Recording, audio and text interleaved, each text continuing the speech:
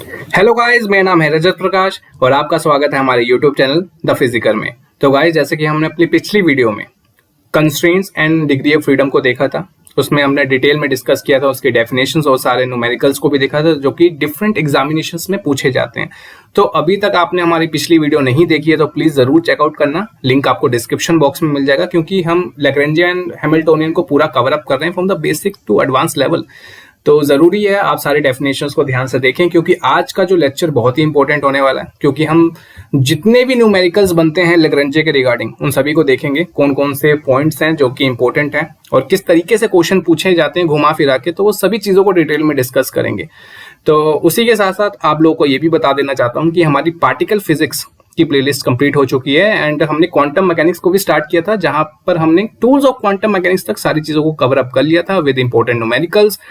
तो उसे भी जरूर चेकआउट करना, लिंक आपको डिस्क्रिप्शन बॉक्स में मिल जाएगा। एंड हमारा टेलीग्राम ग्रुप भी है जहां पर हम सभी material free of cost provide करते हैं, चाहे वो हैंड रिटन नोट्स हो या डीपीपी शीट्स, असाइनमेंट्स या मॉक टेस्ट या कोई भी नोटिफिकेशन आपके एग्जाम के रिगार्डिंग, सभी चीजों को वहां पर अपडेट किया जाता है गाइस। तो आपको सभी का लिंक आपको डिस्क्रिप्शन बॉक्स में मिल जाएगा। और जो बच्चे पहली बार हमारे चैनल पर विजिट कर रहे हैं और अभी तक आपने हमारे चैनल को सब्सक्राइब नहीं किया है तो प्लीज सब्सक्राइब जरूर कर लीजिए, बेल के नोटिफिकेशन आइकन को जरूर प्रेस करिएगा ताकि आपको आगे आने वाली वीडियोस के बारे में नोटिफिकेशन मिलती रहे। बिकॉज हम पूरा कोर्स यहाँ पर कंप्लीट करेंगे दोस्तों फ्री ऑफ कॉस्ट, बिल्कुल बेसिक चलते हुए सभी चीजों को एडवांस लेवल तक लेके जाएंगे और सारे क्वेश्चंस करेंगे जो कि आपके डिफरेंट एग्जाम्स में पूछे जाते हैं, like IIT JAM, just TFR, BHU, PU।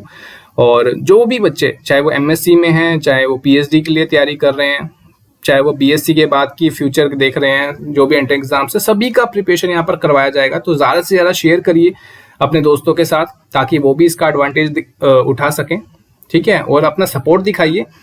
तो आज का जो लेक्चर है बहुत ही इंपॉर्टेंट होने वाला है, जिसमें हम जो भी सारे इंपॉर्टेंट टर्म्स हैं like generalise coordinates, generalise momentum, cyclic coordinates, Hamilton variation principle से किस तरीके से हम लैग्रेंजे इक्वेशन को निकालेंगे और उसके रिगार्डिंग जितने भी न्यूमेरिकल पूछे जाते हैं तो वो सभी को डिटेल में डिस्कस करेंगे। तो शुरू से लेकर अंत तक वीडियो को देखिएगा, स्किप मत करिएगा क्योंकि बहुत ही इंपॉर्टेंट होने वाली है। तो without wasting any more time let's start the video. तो सबसे पहले हम जनरलाइज कोऑर्डिनेट को देखेंगे दोस्तों, वो होता क्या है, क्योंकि बहुत जरूरी है। हमने अपनी पिछली वीडियो में देखा था कि जितने ज्यादा हमारे जनरलाइज कोऑर्डिनेट्स होंगे उतनी ही हमारी डिग्री ऑफ फ्रीडम होता है, ठीक है। तो हमने डिटेल में डिस्कस किया था उन सभी डेफिनेशन एंड टर्म्स को, यहाँ पर उसका इम्प्लीमेंटेशन देखेंगे, ठीक है। तो जनरलाइज कोऑर्डिनेट बेसिकली क्या होते हैं वो हम देखेंगे अभी। तो जैसे कि हम कार्टेशियन कोऑर्डिनेट्स हम यूज करते आ रहे हैं दोस्तों अपने न्यूटोनियन मैकेनिक्स में, जो कि सूटेबल होता है बहुत सारी प्रॉब्लम्स को सोल्व करने के लिए, अगर हम सिंप्लिसिटी की बात करें, ठीक है। बट हर जगह वो इंप्लीमेंट नहीं हो पाता है, ठीक है। कुछ कॉम्प्लेक्स प्रॉब्लम्स होते हैं जहां पर हम जनरलाइज जो हमारा कार्टेशियन कोऑर्डिनेट है उसको हम इंप्लीमेंट नहीं कर पाते हैं। अगर एग्जांपल के तौर पे देखें कि मान लेते हैं कि हमारा कोई भी पार्टिकल है जो कि मोशन पोजेस कर रहा है under the action of central force field, ठीक है। तो उस केस में अगर हम प्रॉब्लम को सोल्व करना चाहते हैं किसी भी कोऑर्डिनेट सिस्टम में, तो उस केस में हम पोलर कोऑर्डिनेट सिस्टम को लेते हैं दोस्तों, जिसमें r और थीटा का इन्वॉल्वमेंट रहता है। r इज द डिस्टेंस, जो भी पार्टिकल किसी पर्टिकुलर डिस्टेंस में होगा उसको r डिस्टेंस या मेजर करे, और थीटा इज द एंगल जहां पर वो उसका एंगुलर मोमेंटम चेंज हो रहा होगा। तो उस केस में हम पोलर कोऑर्डिनेट को लेते हैं दोस्तों as compare to Cartesian coordinate. तो उस केस में वो हमारा सिस्टम ज्यादा प्रेफरेबल होता है as compare to the Cartesian coordinate. अगर दूसरा एग्जांपल ले, मान लेते हैं कोई भी हमारा पार्टिकल है वो स्पेरिकल फोर्स फील्ड में मूव कर रहा है, तो उस केस में हमारा जो स्पेरिकल पोलर कोऑर्डिनेट है वो ज्यादा प्रेफरेबल है as compare to Cartesian coordinate. क्यों?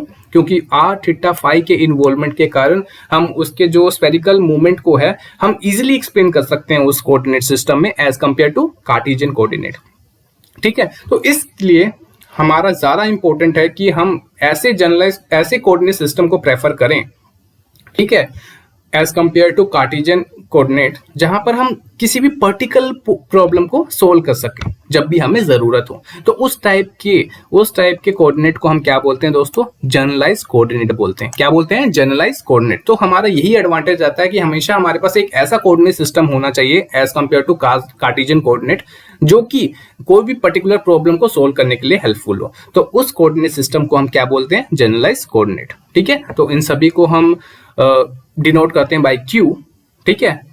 सो ऑन अप टू, अगर आपके पास एक कोऑर्डिनेट सिस्टम है लाइक Q1 हो गया, Q2 हो गया, Q3 हो गया, Q4 हो गया and so on up to QF जाएं, where F is the number of degree of freedom. तो जितने नंबर ऑफ जनरलाइज कोऑर्डिनेट्स आपके होंगे उतना ही आपकी डिग्री ऑफ फ्रीडम भी होगा, क्योंकि आपको मैंने पहले ही अपनी पिछली वीडियो में बताया था कि जो भी डिग्री ऑफ फ्रीडम होता है बेसिकली कंस्ट्रेंट्स के ऊपर डिपेंड करता है, पोजीशंस के ऊपर डिपेंड करता है ना, वो सारी चीजों को डिटेल में डिस्कस किया था। तो आपने पिछली वीडियोस नहीं देखी है तो प्लीज उसे जरूर देखते हुए आइए ताकि आपके कंसेप्ट बिल्डअप होते हुए, ठीक है।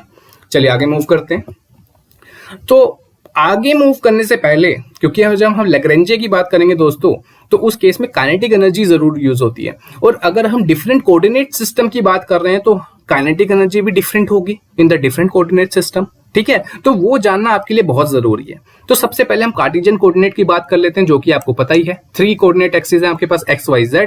मान लेते हैं कोई भी एक पार्टिकल m है जिसकी पोजीशन क्या है, कहीं पर भी x y z, ठीक है। तो आप काइनेटिक एनर्जी को कैसे लिखते हैं दोस्तों, हाफ mv स्क्वायर, है ना। और v को क्या लिख सकते हो, dx/dt, है ना। अगर x एक्सिस में देख रहे हो उसकी वेलोसिटी dx/dt, और अगर आप इसको लिखना चाहते हो तो x डॉट भी लिख देते हो, है ना। डॉट बेसिकली क्या रिप्रेजेंट करता है, डेरिवेटिव को रिप्रेजेंट करता है ना, विद रिस्पेक्ट टू वेरिएशन क्या आ रहा है। सिमिलरली y और z डायरेक्शन में भी आप सेम कर सकते हो। तो टोटल आपका कितना आ रहा है वेलोसिटी सम ही के बेस पे तो आप दिखाओगे, है ना। तो टोटल काइनेटिक एनर्जी जो आपकी आ जाएगी दोस्तों, वो क्या आ जाएगी, हाफ m v स्क्वायर, मतलब v total sum of the all the particle in the position like x y z, उसके रिस्पेक्टिवली कितना चेंज हुआ वेलोसिटी का, है ना, x डॉट का स्क्वायर प्लस y डॉट का स्क्वायर प्लस z डॉट का स्क्वायर। तो टोटल आपकी काइनेटिक एनर्जी कुछ इस तरीके से आ जाएगी in the Cartesian coordinate system, ठीक है। ये तो आपको नॉर्मली पता भी होगा। पर अगर हम स्फेरिकल पोलर कोऑर्डिनेट की बात करें, है ना, कोई सेंट्रल फोर्स में अगर पार्टिकल मूव कर रहा हो तो उस केस में r थीटा का इन्वॉल्वमेंट होता है दोस्तों, r थीटा फाई का इन्वॉल्वमेंट होता है। तो किस तरह से उसको रिप्रेजेंट करेंगे, तो मान लेते हैं कोई भी पार्टिकल यहाँ पर है, ठीक है, उसके कोऑर्डिनेट सिस्टम क्या है, r, ठीक है, r डिस्टेंस पे है, theta making an angle of theta with the z axis, और ये जो फाई है जो कि एजीम्यूथल एंगल भी बोलते हैं दोस्तों, ठीक है, जो कि एक मतलब ये जो हमारा पॉइंट है इसको हमने एक्सटेंड किया, हमने, ठीक है, परपेंडिकुलर ड्रॉ किया और यहाँ पॉइंट ओरिजिन से इसको कनेक्ट किया।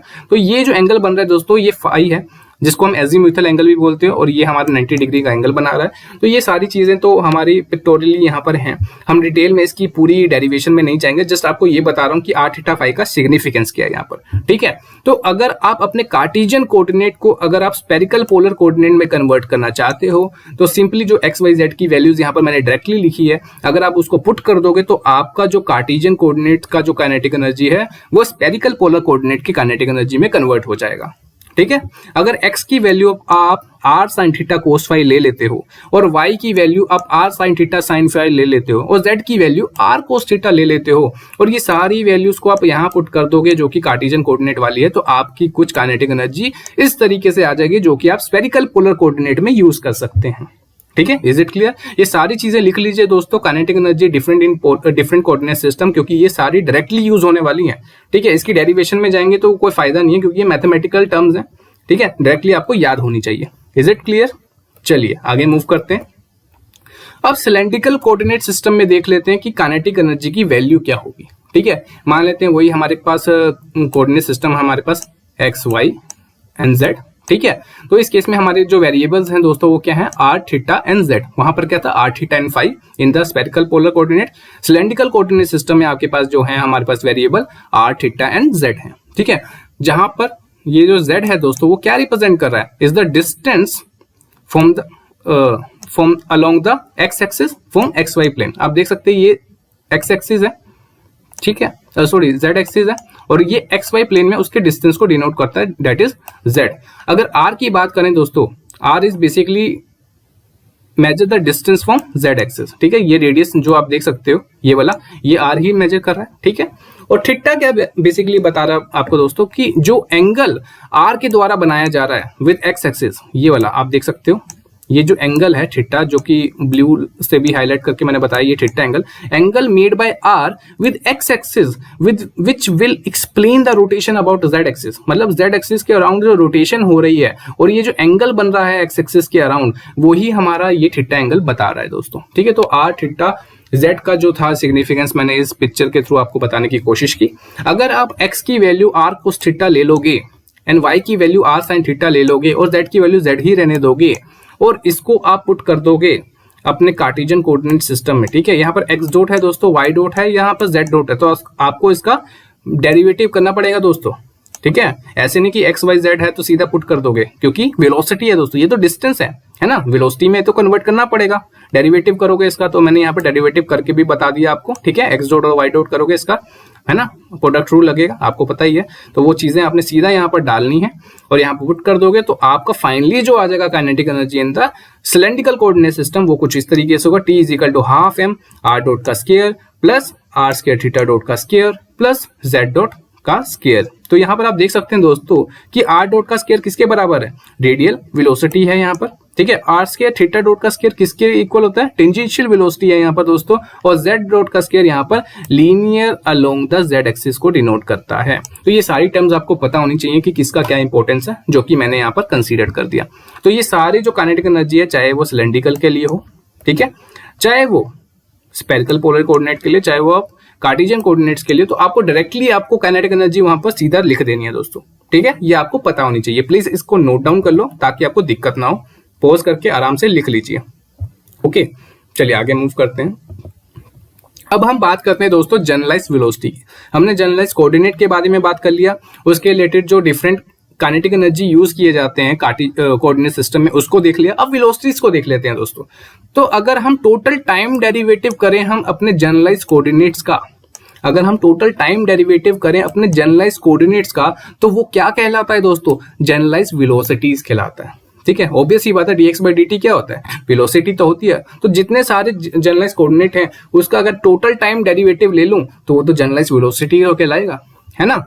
तो मान लेते हैं कि हमारे पास एक सिस्टम है, उसके पास f डिग्री ऑफ फ्रीडम है, ठीक है, f डिग्रीज ऑफ फ्रीडम है, जिसमें f कंपोनेंट ऑफ वेलोसिटीज है, उसके कोरस्पॉन्डिंगली जो भी हमारे जनरलाइज कोऑर्डिनेट है। तो उसको हम किस तरीके से डिनोट कर सकते हैं, q1 dot, q2 dot, q3 dot, q4 dot and so on up to qf dot, ठीक है। यहाँ पर q किसको डिनोट करता है, जनरलाइज कोऑर्डिनेट को। यहाँ पर डॉट लगा देंगे दोस्तों तो ये वेलोसिटी बन जाता है। तो वही तो बता रहा है वो कि मान लेते हैं f हमारा यहाँ पर दोस्तों क्या है, डिग्री ऑफ फ्रीडम को डिनोट करता है। तो कोई भी सिस्टम जिसमें f डिग्री ऑफ फ्रीडम है और उसके पास f कंपोनेंट ऑफ वेलोसिटी है corresponding to what, generalise coordinate, ठीक है। तो उस केस में हम किस तरीके से इसको डिनोट करेंगे, जो कि आपको यहाँ पर दिख रहा है, q1 dot, q2 dot, q3 dot, so on up to qf dot, ठीक है। तो यहाँ पर q के डॉट को यहाँ पर रिप्रेजेंट किया दोस्तों dy बाई dt q के, where k is the 1 2 3 so on up to f is the degree of freedom, ठीक है। तो generalise velocity just like derivative of the generalise coordinate. Okay, यहां तक आपको समझ आ गया। चलिए आगे मूव करते हैं। अब हम जनरलाइज मोमेंटा की बात करते हैं दोस्तों, ठीक है। अगर मैं पार्शियल डेरिवेटिव ले लूं, अगर मैं पार्शियल डेरिवेटिव ले लूं लैग्रेंजियन का, किसके रिस्पेक्ट में, जनरलाइज वेलोसिटी के रिस्पेक्ट में दोस्तों, तो उससे मैं क्या बोलूंगा, जनरलाइज मोमेंटा बोलूंगा, ठीक है। अगर मैं पार्शियल डेरिवेटिव ले लूं लैग्रेंजे का with respect to generalise velocity, तो उसे बोलूंगा मैं जनरलाइज मोमेंटा, ठीक है। इसको मैं डिनोट करूंगा दोस्तों P1, P2, P3 and so on up to Pf, जहां पर f हमारा किसको डिनोट करता है दोस्तों, number of degree of freedom of the system को, ठीक है। तो बेसिकली आपको अगर लिखना हो जनरलाइज मोमेंटम तो कैसे लिखेंगे आप, अगर k is the degree of freedom, ठीक है, तो आपको लिखना है Pk is equal to curl L by curl Q dot K, ठीक है। तो ये जनरलाइज वेलोसिटी के रिस्पेक्टिव में अगर हम पार्शियल डेरिवेटिव करते हैं विद रिस्पेक्ट टू L का डेरिवेटिव करेंगे with respect to Q dot K, तो आपका आएगा जनरलाइज मोमेंटा, ठीक है। इस चीज को याद रख लो दोस्तों, ये हाईलाइट किया, इसको जरूर नोट डाउन करो ताकि आपको जहां भी पूछा जाए जनरलाइज मोमेंटा निकालना तो आप डायरेक्टली इस फॉर्मूले का यूज करके निकाल सकते हो। L आपको पता होना चाहिए दोस्तों, जो लैग्रेंजे होता है basically is the difference between the kinetic energy and the potential energy, ठीक है। इसको हम डराइव भी करेंगे, बताएंगे भी कैसे आया ये, ठीक है। तो लैग्रेंजे बस यहाँ से आप नोट डाउन कर लो कि Lagrange is equal to difference between the kinetic energy and the potential energy, ठीक है। यहाँ पर जो काइनेटिक एनर्जी है दोस्तों वो पोजीशन और उसके वेलोसिटी के ऊपर भी डिपेंड करता है, बट हमारा जो v है दोस्तों, जो हमारा पोटेंशियल है, वो खाली हमारा पोजीशन के ऊपर डिपेंड करता है, ना कि वेलोसिटी के ऊपर, ठीक है। दैट्स व्हाई अगर आप L की वैल्यू यहाँ पर पुट भी करोगे दोस्तों, L is equal to T minus V है, तो उस केस में आपका ये पार्शियल डेरिवेटिव जो कि वेलोसिटी के रिस्पेक्टिवली हो रहा है, ये तो उसके ऊपर डिपेंड कर रहा है, क्योंकि T हमारा जो कि काइनेटिक एनर्जी है वो पोजीशन और उसके वेलोसिटी के ऊपर तो डिपेंड करता है, पर जो आपका जो पोटेंशियल एनर्जी है दोस्तों वो वेलोसिटी के ऊपर डिपेंड नहीं करता है। दैट्स व्हाई अगर आप इसका विद रिस्पेक्ट टू इसके डेरिवेटिव करोगे तो वो जीरो हो जाएगा। तो दैट्स वाई यहाँ पर v का कंपोनेंट नहीं आ रहा है दोस्तों, आपके पास P K is equal to curl T by curl Q dot K के बराबर आ रहा है, ठीक है, इज इट क्लियर? चलिए, जनरलाइज मोमेंटम के बारे में हमने पढ़ लिया। आगे हम देखते हैं दोस्तों हैमिल्टन वेरिएशन प्रिंसिपल। ये बहुत ही इंपॉर्टेंट है दोस्तों, इसके रिलेटेड ही न्यूमेरिकल बनते हैं और यहीं से हम ड्राइव करेंगे कि लैग्रेंज इक्वेशन किस तरीके से आया। ठीक है, तो सबसे पहले जरूरी ये है कि हैमिल्टन वेरिएशन प्रिंसिपल यूज क्यों होता है ना। मान लेते हैं प्रोजेक्टाइल मोशन आपने पढ़ा ही है शुरू में बचपन से ही, और आप जीवन में करते भी आ रहे हैं कि मान लीजिए आपने कोई पत्थर लिया, उसको आसमान की तरफ फेंका कहीं पर किसी दिशा में, ठीक है, एक पॉइंट से दूसरे पॉइंट तक भेजने के लिए, ठीक है, तो कोई भी वो पैराबोलिक पाथ तो फॉलो करेगा ही। अब हमें कैसे पता लगेगा कि कौन सा वो एक्चुअल पाथ फॉलो करेगा? यही चीज हमें हैमिल्टन वेरिएशन प्रिंसिपल बताता है दोस्तों। ठीक है, बहुत सारे मल्टीपल पाथ्स हो सकते हैं जो कि वो फॉलो कर सकता है। मुझे नहीं पता मैंने किस एंगल में फेंका है, किस वेलोसिटी से फेंका है, बस मैंने पत्थर को फेंक दिया किसी एक पॉइंट से दूसरे पॉइंट के बीच में, तो मैं कैसे पता लगाऊं कि मेरा वो एक्चुअल पाथ कौन सा हो सकता है? तो वो पाथ मैं पता कर सकता हूं दोस्तों with the help of the Hamilton variation principle. ठीक है, तो दोस्तों इसकी डेफिनेशन देख लेते हैं, तब आपको समझ आएगा कि इसका एक्चुअल मीनिंग क्या है। तो हैमिल्टन वेरिएशन प्रिंसिपल बेसिकली हमें ये बताता है दोस्तों कि मान लो कि आपके पास बहुत सारे इनफाइनाइट काइनेमेटिकली पॉसिबल पाथ्स हैं किसी दो स्टेट्स के बीच में। ठीक है, कोई भी इनफाइनाइट पाथ्स हो सकते हैं। मान लो ये हो गया, ये वाला हो गया, है ना, ये वाला हो गया, कोई भी पाथ हो। यहाँ पर मैंने 3 पाथ्स लिए हैं दोस्तों। कोई भी इनफाइनाइट आपके पास डायनेमिकल मोशन में कोई भी पॉसिबल पाथ्स हो सकते हैं बिटवीन एनी 2 स्टेट्स, जो कि एक होलोनोमिक कंजर्वेटिव सिस्टम का पार्ट है। ठीक है, यहाँ पर होलोनोमिक आपको क्या बताता है दोस्तों? आपको पहले ही हमने अपनी पिछली वीडियो में बताया था कि होलोनोमिक सिस्टम वो होते हैं जिसमें होलोनोमिक कंस्ट्रेंट्स लग रहे होते हैं। और होलोनोमिक कंस्ट्रेंट्स क्या होते हैं दोस्तों? जो वो कंस्ट्रेंट जो कि पोजीशंस के ऊपर लग रहे होते हैं, जो पोजीशंस के ऊपर डिपेंड होते हैं, ना कि वेलोसिटीज के ऊपर। ठीक है, तो कंस्ट्रेंट की वीडियो पिछली वीडियो थी दोस्तों, आप जरूर चेकआउट करना, आपको तभी समझ आएगा कि होलोनोमिक का मतलब क्या है।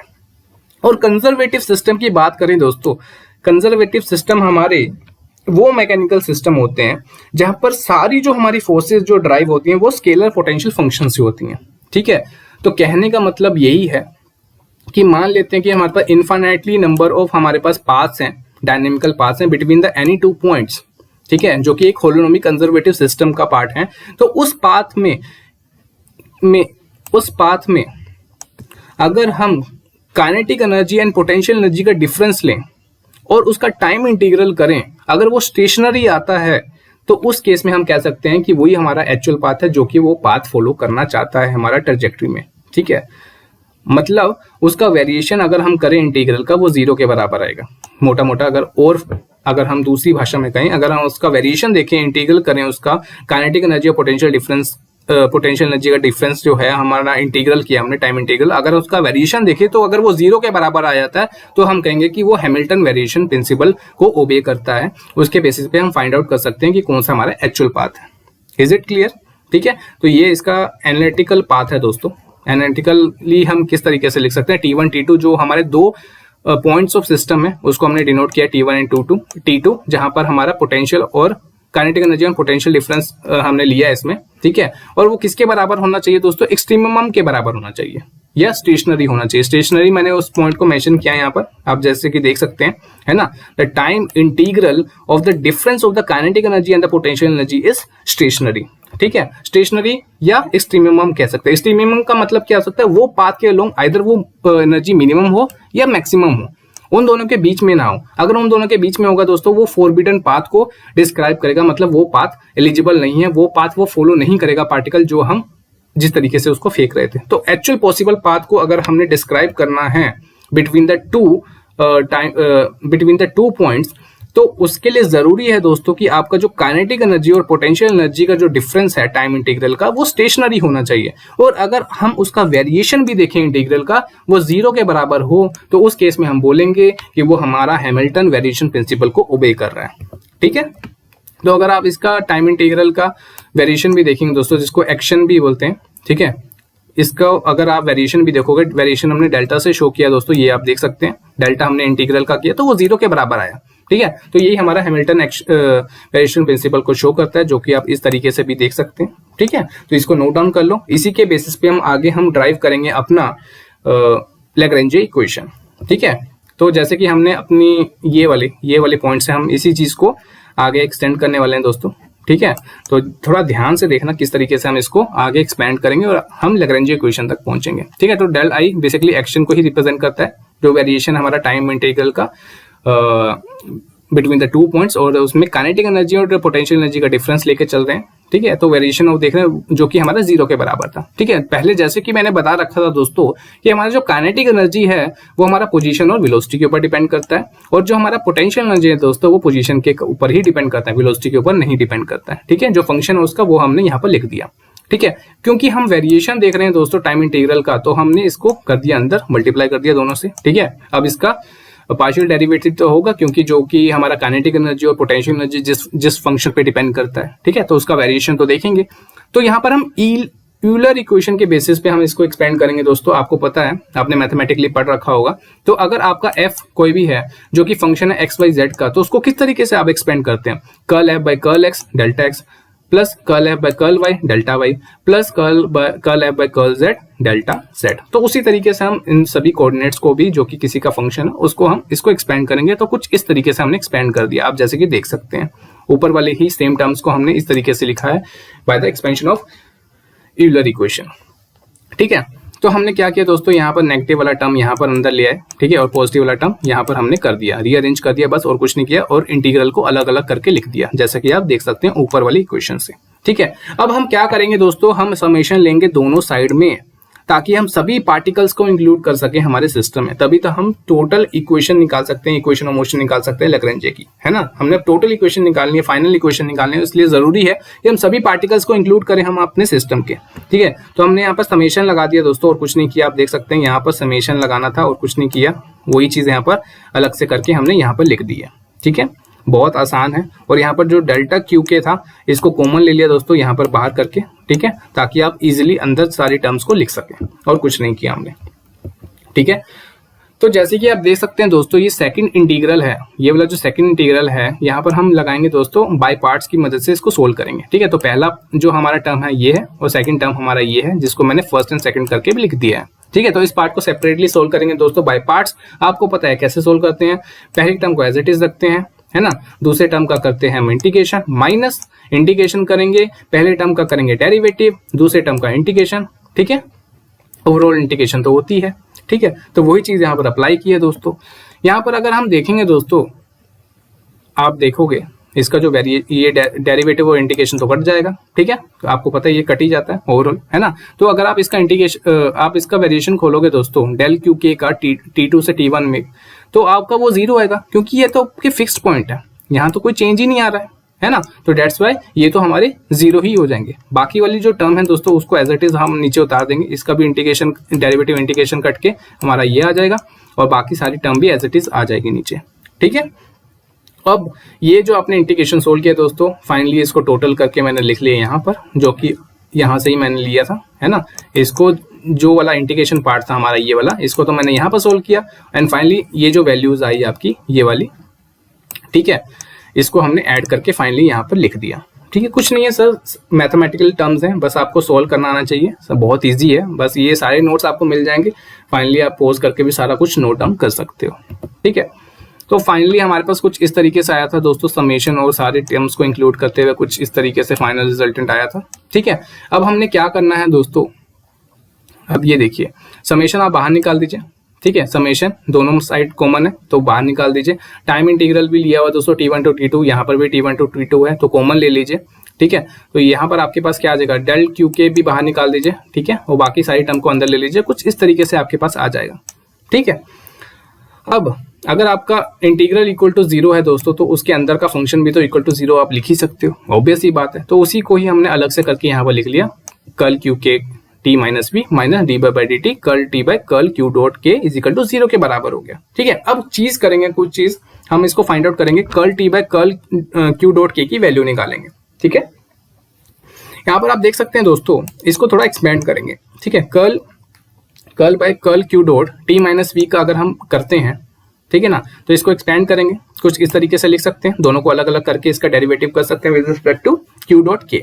आपको पता है दोस्तों, जो पोटेंशियल है आपका वो खाली पोजीशन के ऊपर डिपेंड करता है, वेलोसिटी के ऊपर नहीं करता। तो ये क्यू डॉट के वेलोसिटी को तो डिपेंड करता है, जो कि k is the 1 2 3 so on up to f की तरफ जाता है, जो कि f is the degree of freedom को डिनोट करता है। तो आपका ये वाला टर्म हो जाएगा दोस्तों जीरो, क्योंकि ये वेलोसिटी के ऊपर डिपेंड करता है, और यहाँ पर तो हम पार्शियल डेरिवेटिव किसके रिस्पेक्टिवली कर रहे हैं, पोटेंशियल का, वेलोसिटी का, तो ये टर्म तो हो गया जीरो। तो ये आपका curl by curl Q dot के T minus V equal to इसके बराबर हो जाएगा काइनेटिक एनर्जी के बराबर, है ना, क्योंकि वो तो उसका फंक्शन डिपेंड करता है वेलोसिटी का, है ना। तो आप ये वाली वैल्यू यहाँ पुट कर सकते हो, curl T by curl dot K की वैल्यू यहाँ पर आप ये कर्ल बाय कर्ल डॉट के टी माइनस वी की वैल्यू यहाँ पर पुट कर दो, तो आपके पास कुछ इस तरीके से आ जाएगा। एंड फाइनली सब कुछ सोल्व करोगे दोस्तों, रीअरेंज करके कट के जो आपके पास आएगा कुछ इस तरीके से आएगा, d by D T curl L by curl dot k minus curl L by curl Q k is equal to zero के बराबर। यही आपकी दोस्तों लैग्रेंज इक्वेशन है। जो भी इक्वेशन ऑफ मोशन आपने निकालनी होती है वो आप इसकी मदद से आप निकाल सकते हो। तो ये बहुत ही इंपॉर्टेंट इक्वेशन है, आप प्लीज इसे जरूर नोट डाउन करो, ठीक है। जो भी अभी बताया, जनरलाइज कोऑर्डिनेट हो, चाहे वो जनरलाइज मोमेंटा हो, ठीक है, चाहे वो साइक्लिक कोऑर्डिनेट हो, या चाहे वो लैग्रेंज इक्वेशन अभी जो निकाली है, सारी चीजें इंपॉर्टेंट है। अभी एक न्यूमेरिकल कराऊंगा, आपको सारी चीजें यहाँ पर क्लियर कर दूंगा, ठीक है। तो प्लीज नोट डाउन कर लो। चलिए अब साइक्लिक कोऑर्डिनेट के बारे में देख लेते हैं दोस्तों, ये भी बहुत इंपॉर्टेंट है। तो मान अगर कोई भी लैग्रेंज आपके सिस्टम का है, अगर वो एक्सप्लिक्ट फंक्शन है आपके कोई पर्टिकुलर जनरलाइज कोऑर्डिनेट का, तो उसे आप क्या बोलोगे दोस्तों, साइक्लिक कोऑर्डिनेट बोलोगे, ठीक है। एक्सप्लिक्ट फंक्शन का मतलब वो उसके ऊपर डिपेंडेंट नहीं करता, तो वो जनरलाइज कोऑर्डिनेट के बेसिस पे आप क्या बोलोगे, वो साइक्लिक कोऑर्डिनेट है। मोटा मोटा भाषा में बोले दोस्तों, तो curl L by curl Q के अगर आपका जीरो के बराबर आ जाता है, तो आप क्या बोलोगे कि आपका जो फंक्शन है वो साइक्लिक कोऑर्डिनेट है, ठीक है।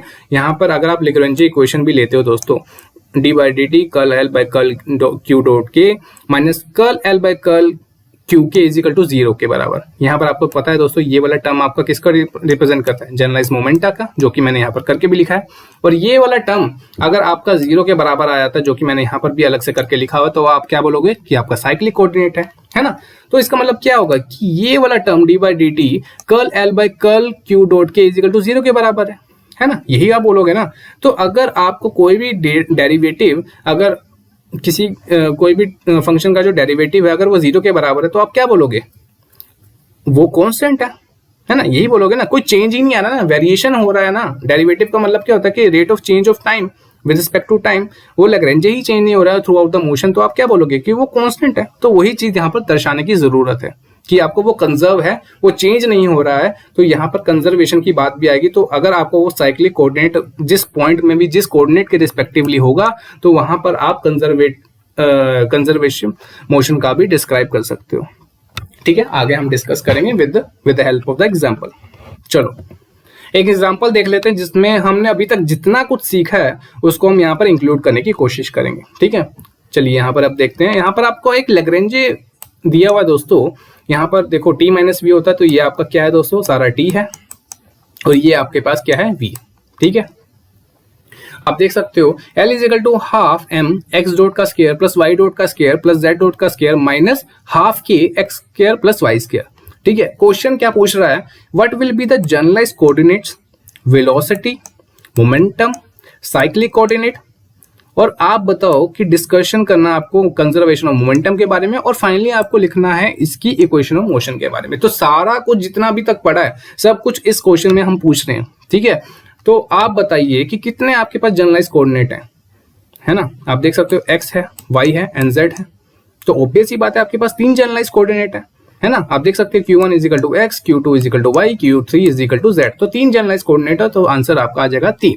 अब दूसरा क्वेश्चन पूछा है कि वेलोसिटी क्या है, तो ऑब्वियस ही बात है अगर इसका डेरिवेटिव करोगे, पार्शियल डेरिवेटिव, तो उतनी तो आपके पास जनरलाइज वेलोसिटी भी मिल जाएंगे, ठीक है। तो q1 dot is equal to x dot, q2 dot is equal to y dot, q3 dot is equal to z dot, तो 3 ही आपके पास जनरलाइज वेलोसिटी आ गई, ये भी हो गया।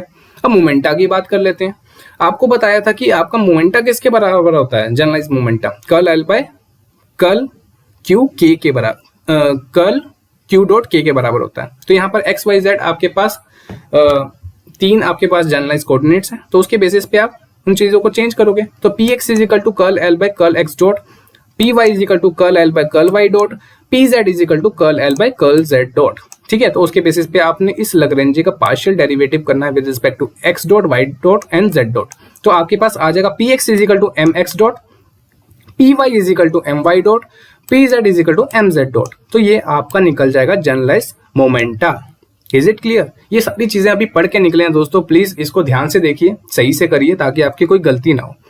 अब आपको पूछा है कि साइक्लिक कोऑर्डिनेट कौन क्या है इस लैग्रेंज इक्वेशन का, तो अभी आपको बताया दोस्तों, अभी पढ़ के हटे हैं कि curl L by curl Q k is equal to 0 के बराबर होगा, तो आप बोल सकते हो कि वो आपका साइक्लिक कोऑर्डिनेट है। तो बस आपने क्या करना है, एक्स वाई और जेड के रिस्पेक्टिवली आपने लैग्रेंज का करना है पार्शियल डेरिवेटिव, और देखो कि कौन सी वैल्यू आ रही है 0 के बराबर। ठीक है, तो अगर आप देखोगे curl L by curl x करोगे तो यहाँ पर क्या रहा है, माइनस के एक्स आ रहा है, वो तो 0 के बराबर नहीं है, तो मतलब ये साइक्लिक कोऑर्डिनेट नहीं है।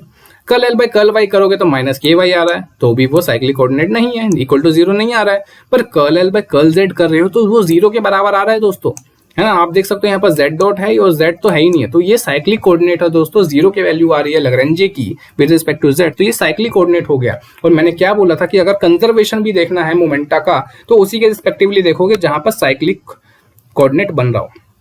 ठीक है, तो pz का ही कंपोनेंट होगा, मतलब अगर मोमेंटा भी देखना तो z कंपोनेंट का ही देखोगे जहां पर उसका मोमेंटम कंजर्व होगा, क्योंकि इस केस में वो साइक्लिक है। क्योंकि dy बाय dt ये वाला curl L by curl Y dot is equal to 0 के बराबर है, तो सॉरी पी जेड के बराबर है, तो z कंपोनेंट जो आपका लिनियर मोमेंटम का है वो कंजर्व रहेगा उस केस में।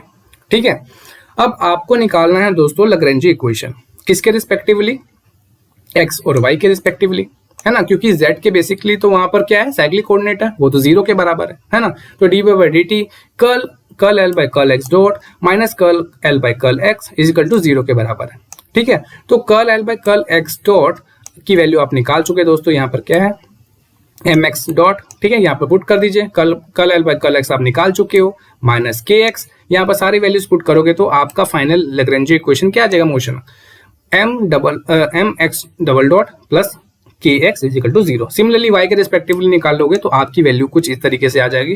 तो आपने सभी चीजें निकाल लिया दोस्तों, जनरलाइज कोऑर्डिनेट भी निकाल लिया, वेलोसिटी भी निकाल ली, मोमेंटम भी निकाल लिया, साइक्लिक कोऑर्डिनेट भी निकाल लिया, और कंजर्वेशन मोमेंटम के बारे में डिस्कशन भी हो गया, और इक्वेशन ऑफ मोशन भी निकाल लिया। तो जितना कुछ सीखा था दोस्तों आपने, उन सभी को हमने इस क्वेश्चन में इंक्लूड कर लिया। तो आई होप आपको जितना अभी तक पढ़ाया लैग्रेंज के बारे में आपको समझ आ गया होगा। नेक्स्ट वीडियो में हम और भी जो डिफरेंट केसेस होंगे हमारे लैग्रेंज के, जो कि क्वेश्चन के रूप में पूछे जाते हैं, लाइक सिंपल पेंडुलम हो, चाहे डबल पेंडुलम हो, चाहे पोजीशन ऑफ ब्लॉक हो, कंस्ट्रेंट किया हो किसी पर्टिकुलर पोजीशन में, तो उन सभी के क्वेश्चंस भी हम सेपरेटली एक वीडियो बनाएंगे ताकि आपको सारे केसेस सही से समझ आए।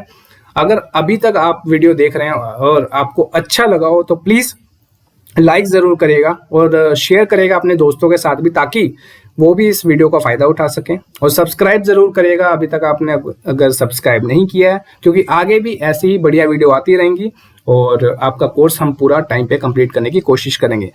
तो होप सो आपको ये वीडियो अच्छी लगी होगी। तो मिलते हैं नेक्स्ट वीडियो में, टिल देन गुड बाय।